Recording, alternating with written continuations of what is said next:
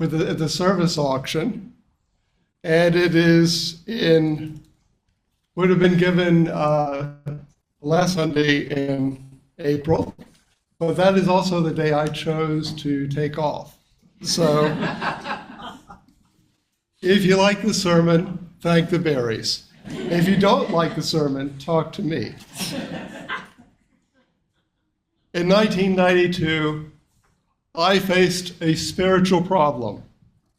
I was in my first year of theological education at Meadville Lombard Theological School, one of the two Unitarian Universalist seminaries. And I was also a student at the University of Chicago Divinity School. Those two graduate schools were not the problem, though. Chicago was the problem, and it was a big one. I had moved there from Chattanooga, Tennessee, to prepare for the Unitarian Universalist ministry. My spiritual journey that led me there began when I was hiking the mountain trails around Chattanooga. Chattanooga is not completely unlike the Lehigh Valley. It is a city surrounded by ridges and mountains. Chattanooga was once a steel production center for the United States, much like the Lehigh Valley was. On a smaller scale, however. Like this area, it is possible to drive for 10 minutes from one's home and be hiking a mountain trail with great views and natural sounds. Hiking the trails around Chattanooga can be spiritually centering if one is open to it. I usually found myself in a state of prayer after hiking alone for an hour or so. Now, though, I was in Chicago. The land was flat, with far less natural feeling. I was surrounded by the sound of people and cars. Despite being the home of some great Frank Lloyd Wright architecture, Chicago to me was crowded and dispiriting. Crime was a constant issue on the campus. At the time, the University of Chicago police force was the second largest private police force in the United States. One had to be cautious every moment, and many students in my seminary and other classes had stories about being robbed, burgled, or witnessing drive-by shootings.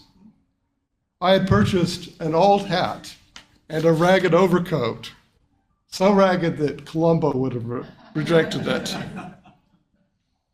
I wore the hat and coat over my nicer clothes in order that robbers would think me too ragged to hold up.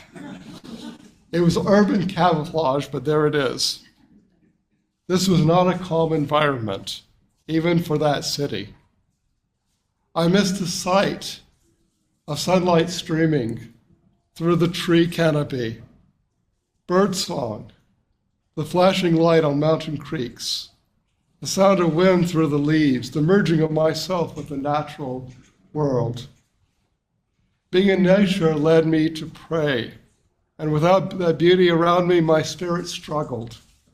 I felt separated from the earth and mostly in a human-centered environment. The Hyde Park neighborhood did have some trees, but few students wanted to stand under them. It was too dicey just to stand still or sit on the grass. However, the house that I lived in, across from the seminary's main building, did have a small tree between the sidewalk and the street. It might seem peculiar. That tree was a friend of mine, and I would speak to it at times. At the beginning of spring, after a brutal winter, there was a week in Chicago where the high temperature that week was 0 degrees Fahrenheit. The tree in the springtime burst forth with white blossoms. As I walked under its branches, I smiled and looked up and said, "Thank you." As strange as my spirituality might seem, it is within the scope of our religious heritage as Unitarians. Ralph Waldo Emerson and Henry David Thoreau Both attended Unitarian churches. Emerson had been a Unitarian minister. Both of them wrote about finding God in the natural world. Both Emerson and Thoreau found themselves in prayer when they walked through woods or gazed at Walden Pond. They were amongst the first Euro-Americans to express a mystical experience just by being in nature.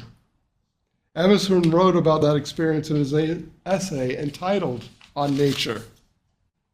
He wrote, "Within these plantations of God, a decorum and sanctity reign. A perennial festival is dressed, and the guest sees not how he would tire of them in 1,000 years. In the woods, we return to reason and faith. Though I feel that nothing can befall me in life, no disgrace, no calamity, leaving me my eyes, of course, which nature cannot repair. Standing on the bare ground, my head bathed by the blithe air, and uplifted into infinite space, all mean egotism vanishes. I become a transparent eyeball. I am nothing, I see all. The currents of the universal being circulate through me. I am part or particle of God. The name of the nearest friend sounds then foreign and accidental. To be brothers, to be acquaintances, master or servant, is then a trifle and a disturbance. I am the lover of uncontained and immortal beauty. In the wilderness, I find something more dear than in the streets or villages. In the tranquil landscape, and especially in the distant line of the horizon, man beholds something as beautiful, somewhat as his own nature. Emerson is telling us that he becomes connected with God, the universal being, through viewing the beauty of nature. His writing happened so long ago, and is part of American literature. Hearing those words, though, we can forget how radical they were for Americans of European ancestry to read almost 2 centuries ago. Emerson experiences God through being in the woods and being aware of natural beauty. For Emerson, walking through the woods can reveal God. In Emerson's day in the United States, no organized religion, even the Unitarians, supported the idea that being in nature could invoke a spiritual experience. Even most Unitarians in those days believed that the spiritual experiences of God were the result of encountering the sacred scriptures in the Bible. Organized religion wanted to control people, to find God through scriptures or through the sacred community. There was a sense of chaos in being in nature and experiencing God without theological structure or tradition. And anyone could do it. What was the church for if someone could just take a hike? Nature, though, is inspiring and always has been. Buddha sat under the Bodhi tree and found order in the natural world. Before he went to Jerusalem, Jesus went into the wilderness to pray.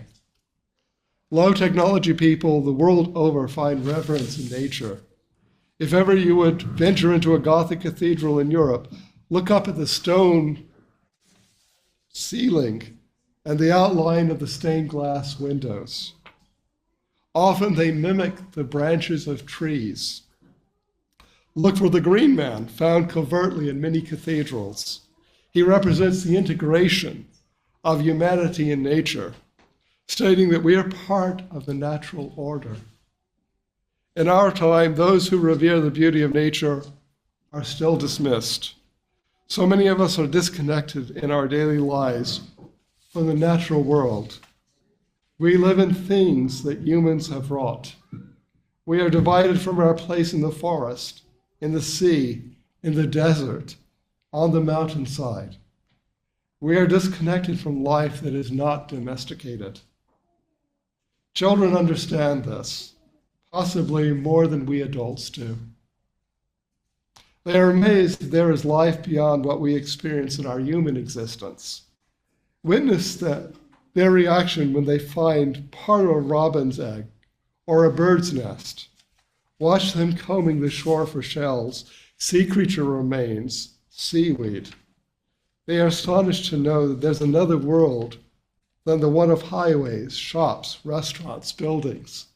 There's a world around us that we miss because we are not paying attention in our human world. There is a world around us, and we do not see it or hear it or touch it. Our modern human existence restricts our potential experience of nature. So much of this is due to a mindset established with agriculture. Those cultures that developed agriculture felt that the natural world was a constant challenge. They were constantly struggling to protect their food from natural events, disease, and predators. It must have felt like nature wanted to take everything from them. In time, we divided from the natural world. Yet despite our culture's inclination, the natural world still provides spiritual comfort to many of us. The beauty of a long sunset over the ocean, the changing of the seasons, the glow of the moon over the desert, the sound of the wind through the trees, the silence of the mountains, the din of the animals. They tell us not only of the appeal of this planet, they also tell us that we belong here. Despite our intelligence as a species, we are still creatures. We are born and nurse, go through stages of development, mate, some have offspring, and ultimately, like our primate kin, we also die. The differences between ourselves and other mammals is sometimes less than we imagine. Whether they perceive the beauty of the natural world is unknown to us. But we can. Indeed, artists for centuries have dealt with the natural world, seeing beauty in it through their own eyes, through their own interpretations. Like them, we perceive beauty in different ways. Some people have commented on my current background picture on Zoom. The background photo is a huge oak trees, and great gray Spanish moss hanging down, and flowering camellia bushes below. It's from Bonaventure Cemetery, in my hometown, Savannah, Georgia. I don't suppose that everyone find that image attractive, yet it still seems both calling to me of home and of beauty. The beauty of nature can be sensed through, though only if we are open to it. Like many spiritual paths, one needs to approach nature with a centering and a mindset. One does not go into a temple with the same kind of perspective that one goes to a baseball game. This week I read a book entitled Poems of Earth and Spirit by Kai Ziedenberg, an ecotherapist and writer. She gives us guidance to experiencing nature. Many people don't know how to enter the natural world in a way that gives them the fullness of experience. Some of us have gained that kind of understanding after spending time in nature. Some of us need to understand receiving a fuller experience of nature requires something from us. Often we need to let go of something that is normal, but which might distract us from the experience. Like electronic devices. Drop your cell phone when you go into nature. Ziedenberg says that when you enter a natural space, you should do so slowly, to take it in through all your senses. Sit or stand quietly and experience your surroundings. Be present with your surroundings. What draws your attention? How do your senses feel the moment? Can you sense the sounds, the sights? Can you look inside and experience your feelings of being there? Don't move swiftly through nature, lest you miss the experience. Move slowly through the landscape to absorb where you are. and try not to disturb the life around you. After all, the life around you might be alarmed if you trod swiftly. Move in a way that is deliberately slow to make the least impact on the natural space. Listen deeply. We humans tend to maximize our sense of sight. We have a poor sense of smell compared to many animals. To experience nature, you need to be able to use senses that you do not usually rely upon as much. As I have mentioned before, I remember hiking alone through a trail in the Allegheny Mountains in Virginia after a very powerful thunderstorm. No one else was on the trail, and the birds had not restarted their loud chirping. I walked slowly and cautiously on the path, stepping softly in order to not disturb any creature that moved, and just to hear the quiet world about to emerge from its safe place. I heard a noise below me and saw a large caterpillar crawling over a dead leaf. Listening deeply enabled me to sense something that I probably would have missed in other circumstances. It is difficult for most people to experience nature with others. Siedenberg recommends you go into the natural world alone. However, I believe it is possible to have a real experience of nature if one is aware of another person and synchronized in personality and approach. This is a rare thing, though. I've been aware of something that Siedenberg does not mention in her book. That is of not being aware of oneself too much in nature. Actually, by that, the things that go on in one's mind. Research tells us that most, but not all humans, narrate their thoughts through an internal voice. Most of us think in the woods. To experience nature, though, to experience it better, be aware of that narrative in your head and condition yourself not to give it too much attention. It is difficult to explain this completely. I can only tell you that I've been able at times to refrain that from that way of thinking somewhat when I was in nature. I was listening and not hearing the voice in my head. And that is not a schizophrenic perspective. It's the internal voice that we all have in our heads. Approaching the natural world as Emerson and Thoreau did. When you're present in nature, you are in sacred space. Approach that time and place as you might as if you were entering a shrine or a quiet cathedral, aware that this is not someplace mundane. This is a place and time that is holy. You are intentionally present to experience something greater than yourself and to live life abundantly, to be with life very different from yourself and to connect. Siedenberg writes, "We humans have an inherent longing to connect with something larger than ourselves, and nature offers perhaps the most effortless and enjoyable path to that communion. Honoring the sacredness of nature is a powerful way to deepen our innate bond with the earth and all life, and to remember our true nature." She recommends that one practice gratitude spiritually for the experience of nature. We need to appreciate the experience of the natural world, to recognize that something has changed within us when we sense the beauty and all that being in nature provides. We need to say the words to ourselves to make our understanding real. We do need to thank the sunset, the singing bird, the snow, the flowering tree in Chicago after a harsh winter.